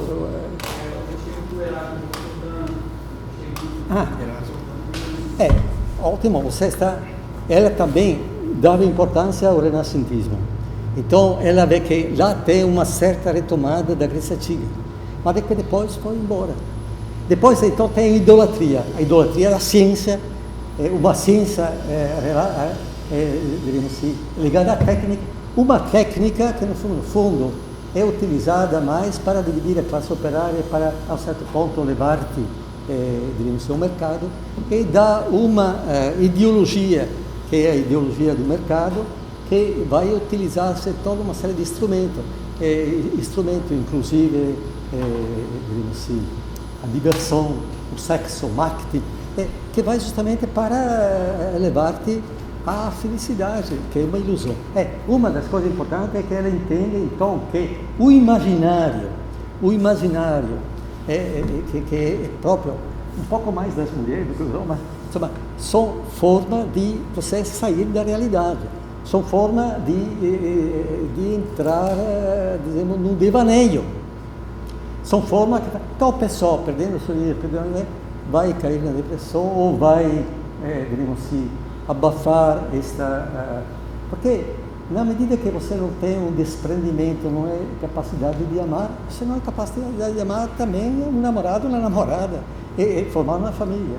Então, no fundo, você vai sofrer, precisa do psicólogo, precisa da droga, mas a droga é muito importante porque ela faz parte, digamos assim, do mercado, faz parte do mercado. E no mercado, digamos assim, então, se você olha a realidade, você vai ver que você vive dentro do crime organizado. Mas qual é o crime organizado? O crime organizado é aquilo da facção de Ney. Depois, quando eu pego o Ney, tinha a polícia, tinha o advogado. Ou é parte da polícia, parte do advogado, parte do poder público, que praticamente faz os interesses comerciais, em que, a um certo ponto, sob o disfarce da democracia, tem, digamos assim, a sede de ganhar de poder e de corromper. Então, estamos dentro de uma grande corrupção. Agora, aquilo que faltava. Ela via o Império Romano, que foi o império justamente que uniu todos esses povos, mas através da força e através do massacre. Ela fala de Júlio César, que foi uma espécie de Hitler, a um certo ponto, quando eles assediaram uma cidade e depois de muito tempo conseguiram pegar, etc. O que ele fez para que se lembrasse? Pegou os filhos das famílias ricas e fez com que cortassem as mãos, porque sabesse que seja assim. Então, no fundo, era um outro nazismo. Mas você encontra isso aqui dentro da história da Revolução Burguesa, porque a Revolução Burguesa, apesar que deu democracia, etc., mas depois, por exemplo, a França, os jacobinos descambaram, mataram muita pessoa. Depois veio Napoleão, e Napoleão também estraçalhou muito. Então ela vê, então ela é uma historiadora, ela vê, digamos assim, um jacobino, Napoleão, depois aquele bispo que era Richelieu, então, todas figuras tenebrosas. Então, precisa justamente estudar isso, é preciso haver algo antagônico a isso, é preciso vivenciar dentro de nós, né? E fazendo aquilo que nós podemos fazer. Bom, e você, quais são os teus filósofos? Os teus filósofos preferidos? Santo Agostinho. Mas o que de Santo Agostinho? As confissões? Cidade de Deus, né? Claro, o livro de Santo Agostinho. Se bem que Santo Agostinho e Santo Tomás, muitas vezes foram, apesar da grande, foram utilizados da igreja dentro de uma forma um pouco autoritária, entendeu? Então, você deve saber passar com discernimento esses filósofos, né? Os teus filósofos. O Platão. Agora, precisa ler a Simone Weil e ver como que ela passa por Platão. Ah, claro, tem. Você. Eu gosto de Spinoza é o outro que ela... eu esqueci. Spinoza é fundamental. Porque Spinoza, que era digamos assim, visto como um herético, né? Ele, no fundo, faz uma filosofia que é onde que leva a uma ética profunda, né? Então, Spinoza seria de estudar. Só que aqui, por exemplo, Spinoza era muito pouco estudado, tinha somente um professor. Tem um cara. Tem o quê? Tem nos últimos anos aulas de Spinoza todo semestre. Quem? É um professor chamado André Martins. Ah, sim, claro, só André Martins. Meu amigo. É filho de um que queria ser jesuíta e tal. André Martins. Agora, só André Martins, mas os outros. Então, Spinoza. Ainda bem que tem André Martins. Porque ela te leva, traz forma de pensar, né? Então, e te leva. Bom, Spinoza é um. O que mais?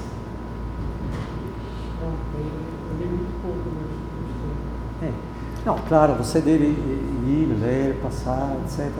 Mas, digamos assim, Simone Weil, bom, eu vendo o meu peixe. Se você conseguisse, a certo ponto, conhecê-la mais, né? Só que existe só esse livro, Gravidade e a Graça, de Martins de Fontes.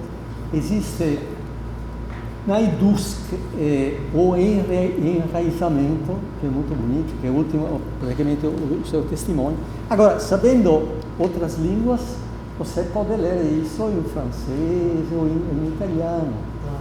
E agora precisaria que tivesse seminários sobre Simone Weil. Aqui, ó, os dois livros. Esse aqui, e aqui também as aulas que ela fez. Agora, a última parte é interessante, onde eu tenho os filósofos. Mas eu não sei se aqui vocês estão interessados, poderíamos, através da nossa, digamos assim, manager aqui, da nossa, digamos, coordenadora, da nossa, tentar poderia escolher alguns trechos desses livros, poderíamos, a certo ponto, eu mandar para você, e depois ter 4 aulas sobre isso, por exemplo, né? Poderia ser. é interessante. Porque no final também eu queria dar a aula, é que estou longe, estou numa situação, porém, como ela dava aula grátis, eu acho que deveria o dever de dar um curso de extensão sobre o Simone Weil, de procurar melhor, etc., para ajudar alunos, né, que pudessem conhecê-la, né, ou outra coisa.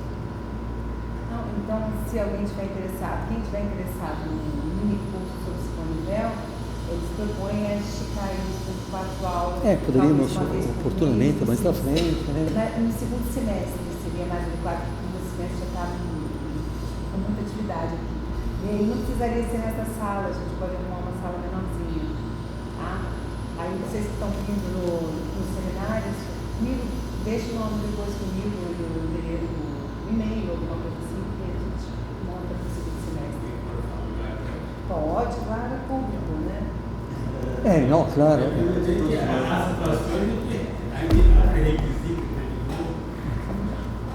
É claro, é bom ter isso também. É bom.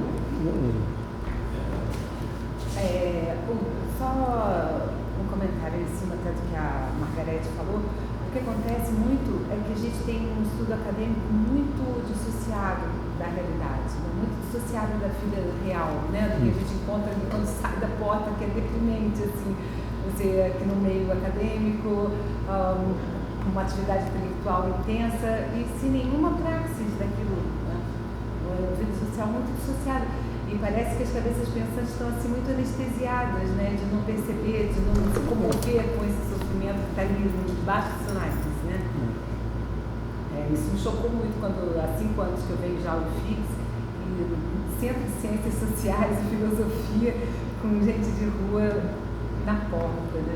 Gente sem casa, sem comida. Quando se pôs uma grade para que eles não possam dormir na escada por onde a gente anda. Fizeram uma grade para afastar eles da gente. Não, o comentário mais triste que eu vi em relação a essa grade é que ela foi posta para distinguir os alunos das ciências sociais dos meninos.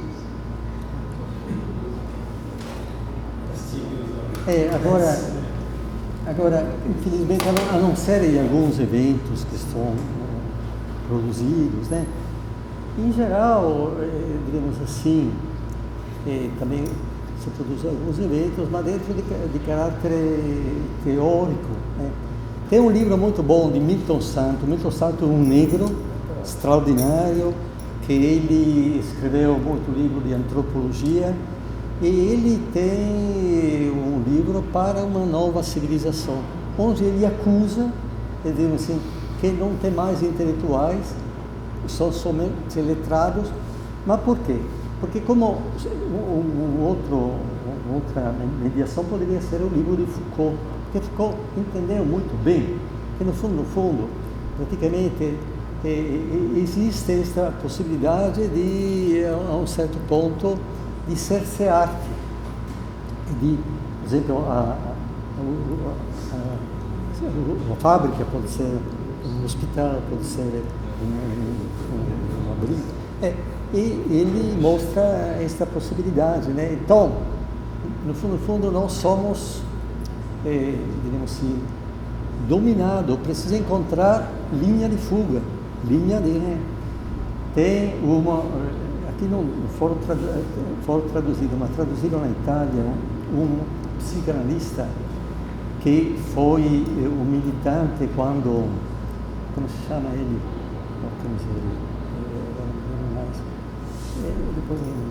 Que foi um militante guevarista na época da ditadura militar, né? Então ele foi preso, como era judio, etc. Ele foi depois mandado para, de origem francesa, mandado à França. E na França se tornou um psicanalista. Então ele começou justamente a escrever um livro de como realmente formar pequenos grupos dentro de uma perspectiva de disseminar essas lutas. Não? As guerrilhas devem ser feitas também dentro do mundo acadêmico. Então, devem ser alguns professores que pensam isso e alguns alunos que, por exemplo, como a Sara conseguiu chamar, a um certo ponto, teve esta ideia de chamar alguns professores também para dar as aulas, assim, E isso se utilizou das redes né, sociais. Ela pode fazer isso aqui. Digamos assim. É claro, porque o que fazer, né? Bom, espero de ter passado uma mensagem, né? E também uma experiência minha, né? Mas como foi a Simone Weil, pode ser a arte, pode ser, digamos, o Kant, pode ser como se chama? O Heidegger, né? O Heidegger que diz o seguinte, que a voz do ser vem a nós através dos poetas, porque os poetas, e na verdade, se você pega o grande poetas, né? Ou eventualmente a grande música, né? Brasileira, até a música, por exemplo, a Bossa Nova é difusa em todo mundo. Se você pegar a Bossa Nova, né? Digamos assim, Tom Jobim, etc. Aquilo te passa realmente sentimentos de amor, de respeito, de beleza, né? E, eventualmente, já que nós temos um representante, agora não sei se é sambista ou não, mas se você escuta, sobretudo, não os gospel, às vezes formais, né, dos crentes, né, que cantam, ou dos padres cantores, que cantam dentro de uma visão meio decorada, sentimental.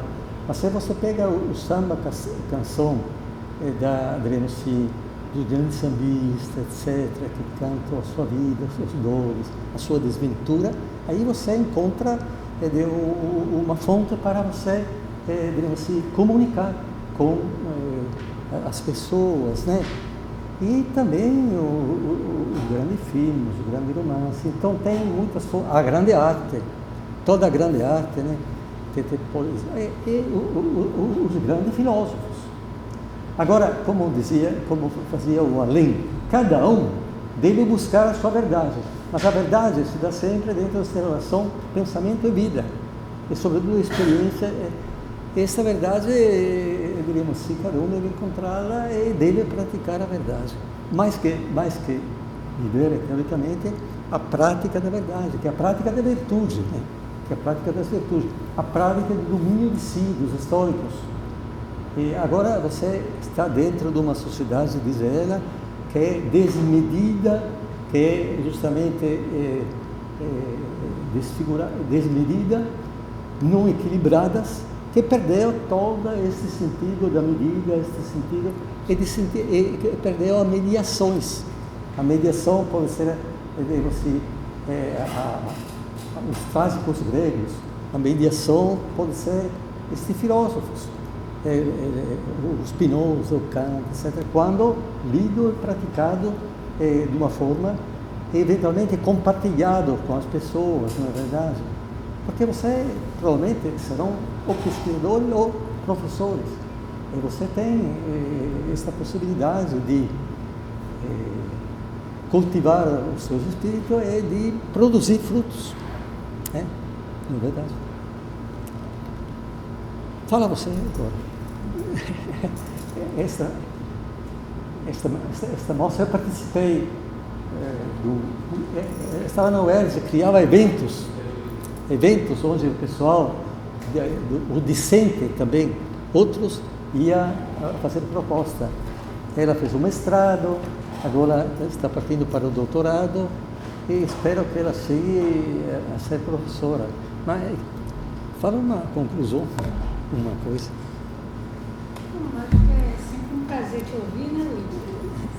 Sempre se enriquece com suas palavras, com a sua forma de encaixar a política, né, com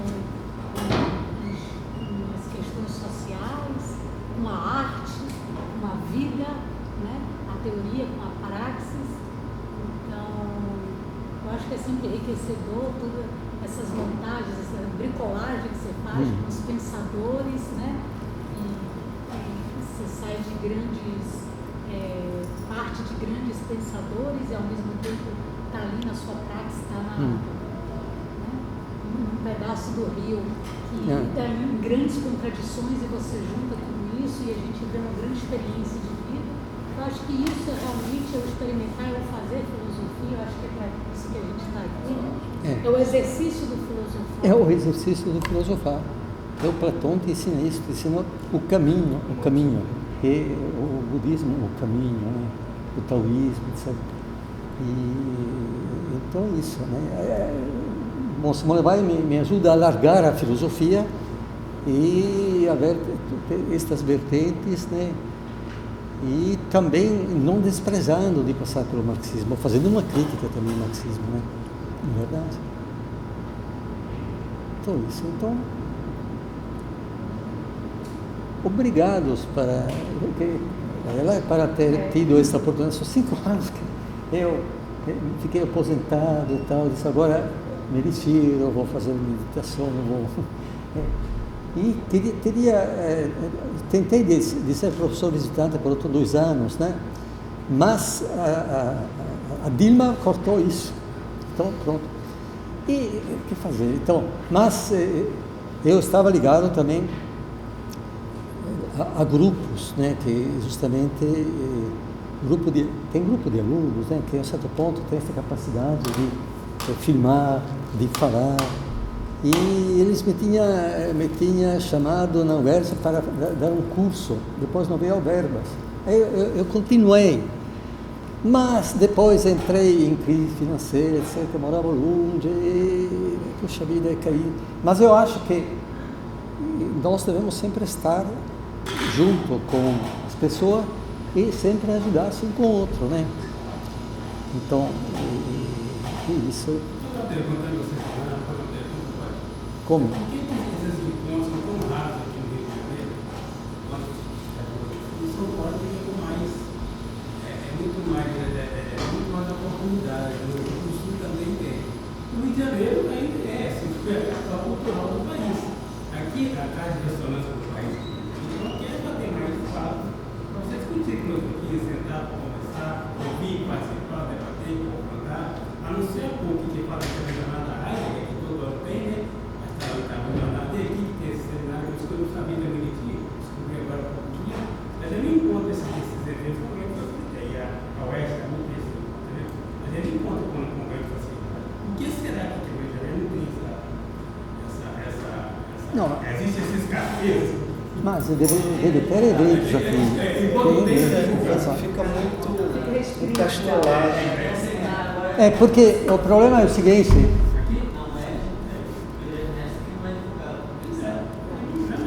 Agora, aqui é o seguinte, não sei, eu posso errar, mas ela falava das burocracias, então pensei em burocracia. Na medida que faz uma burocracia, até burocracia, reúne todos os professores de 2 em 2 anos na Antofa, né? Então, cada um deve ter o seu grupo. Cada grupo fala dentro da sua especificidade. Mas este grupo, de um lado é bom, do outro lado ele não consegue falar com os outros. Então, na verdade, são todas formas que, se você pega Foucault, essa é toda forma burocrática de fechar o pensamento. Mas ainda começam a ver, agora, as escolas públicas são sucateadas, vem escolas privadas, vem capitais estrangeiros, tem aqui a IBMR, que dão praticamente uma formação profissional, mas não te dão uma formação humanista profunda. Isso não sei até que ponto é ad hoc para que o pessoal não pense, não discuta, não. Agora tem o seguinte, que no fundo você vive uma sociedade justamente que é dominada por esse tipo de poder. Então cada partido vale outro, cada um tem o seu mensalão. Teria os movimentos, mas os movimentos sociais, vamos pegar o Sem Terra, por exemplo. Quer dizer, o Sem Terra nasce dentro a partir da Constituição, que tem, digamos assim, um artigo que diz que precisa dar as terras que não são utilizadas para as agriculturas dos brasileiros e agricultura também familiar de cooperativas. Agora, essas terras sempre foram concentradas, está sempre concentrada cada vez mais. Então você tem a Ford, a Fiat, etc., que compra terra, faz isso, e a maioria não compra terra. E, na medida que, então, reúne, etc., e faz, digamos assim, de pressões, você é criminalizado. Então, existe praticamente toda uma forma de utilizar o direito, de utilizá-lo, no fundo, que vai contra a ideia de justiça. E você tem também as igrejas, porque a igreja, digamos assim, católica que eu vivi e que, a certo ponto, teve um momento de esplendor, veja, por exemplo, digamos assim, alguns grandes bispos, né, como em Salvador, né, o Bispo Romero, grandes teólogos, grande comunidade de base, leitura do Evangelho a partir da prática, foi praticamente eliminada. E os protestantes, que no fundo vêm da América, caem dentro de um biblicismo muito ferrenho, e os neopentecostais utilizam como o Malafaia, o Macedo, utiliza a propaganda marketing para pegar a própria prosperidade, quando existe tudo fora da prosperidade. E a um certo ponto, então, tem essas massas enormes que vão lá. Então, precisa fazer a crítica. A escola da Frankfurt começou com a crítica à ideologia, a crítica à cultura de massa. Então, precisa justamente estudar, mas é difícil encontrar. Agora, nós podemos fazer, pelo menos, pequenas resistências. Por exemplo...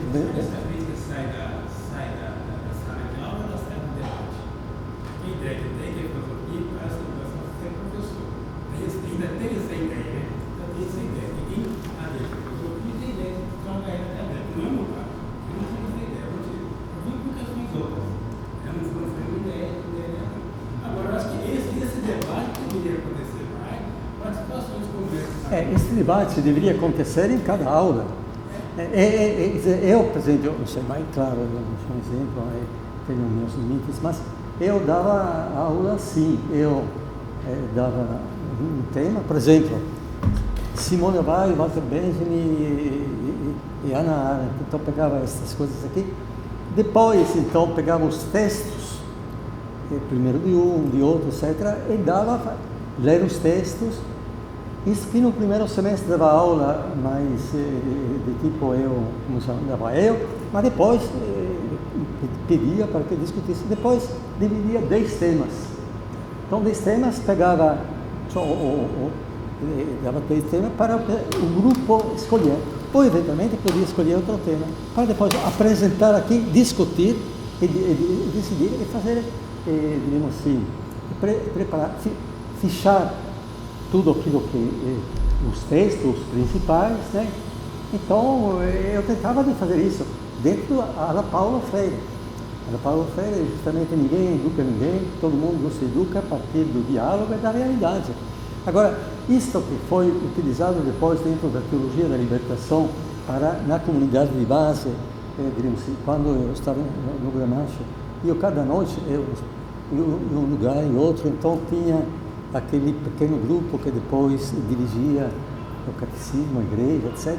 Então você lia o Evangelho do domingo sucessivo, aí dá uma explicação, o que você fala, o que você fala.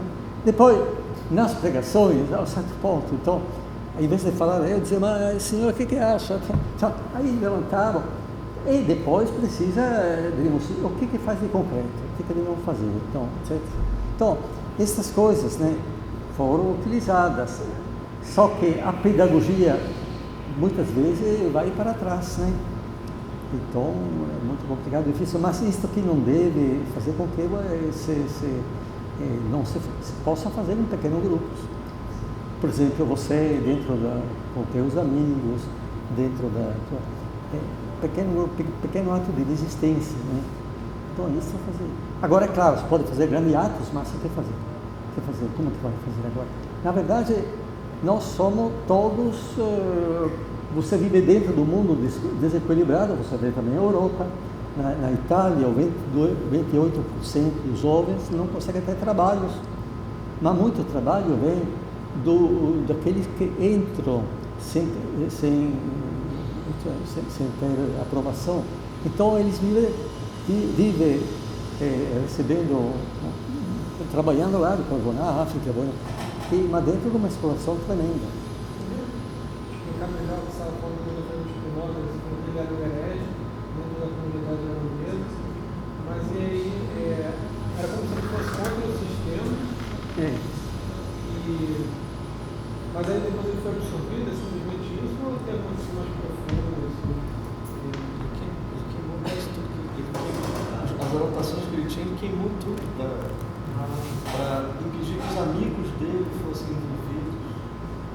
Foi perseguido até a morte. Porque ele não foi perseguido pelo Estado, não morreu por morte sem doença. Os comunistas foram perseguidos.